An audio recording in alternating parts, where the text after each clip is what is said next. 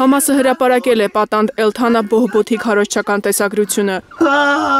որտեղ տղամարդը արդյունքներով խնդրում է ազատ արձակել իրեն։ Վերջին շաբաթվա ընթացքում սա երրորդ 3 րոպեանոց տեսանյութն է, որի հրապարակումից ժամեր անց Թել Ավիվում եւ Երուսաղեմում հուսահատ իսրայելցիները բողոքի ցույցեր են կազմակերպել։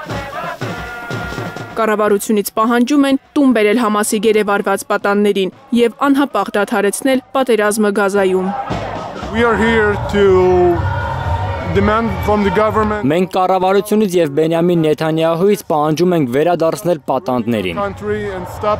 դադարեցնել կործանարար արյունահեղումը, պարզապես ավարտել պատերազմը։ Սա այն ուղղությունը չէ, որով պետք է գնա Իսրայելը։ Մենք անհանգստացած ենք մեր երկրի, մեր երեխաների եւ մեր ապագայի համար։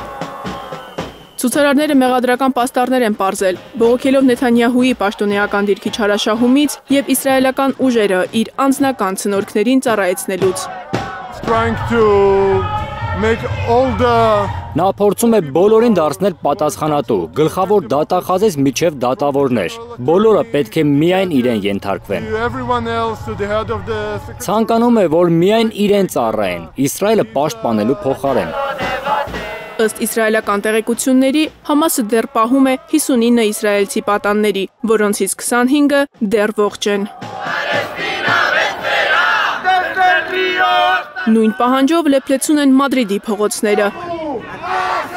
Ռազմական գործողությունները Գազայում դադարեցնելու բողոքով մարդիկ հավաքվել են ԱՄՆ եւ Իսրայելի դեսպանատների դիմաց։ Բողոքի ցույցերը համընկել են Պաղեստինի հողի օրվան, այդ օրը պաղեստինցիների համար ոգեկոչման ու պայքարի օր է։ 1976-ին Իսրայելը Արաբա եւ Սախանին արաբական գյուղերի միջև գրավեց տարածքներ։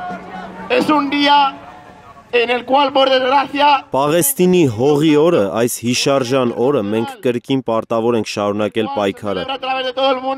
Սա միայն կրոնական կամ տարածքային պայքար չէ, սա մարդկային պայքար է, որովհետև այդ հողում ապրել են մուսուլմաններ, քրիստոնյաներ, հրեաներ, աթեիստներ, ի վերջո մարդիկ, սա արաբների հողն է։ Գազայում ռազմական գործողությունները դադարեցնելու պահանջով բողոքի ակցիաներ են նաև Իսպանիայի այլ քաղաքներում՝ Լիոնում, Վալենսիայում եւ Մալագայում։ Մարիամ Ամիրջանյան, Սմբատ Ասլիկյան, Հայլուրի համար։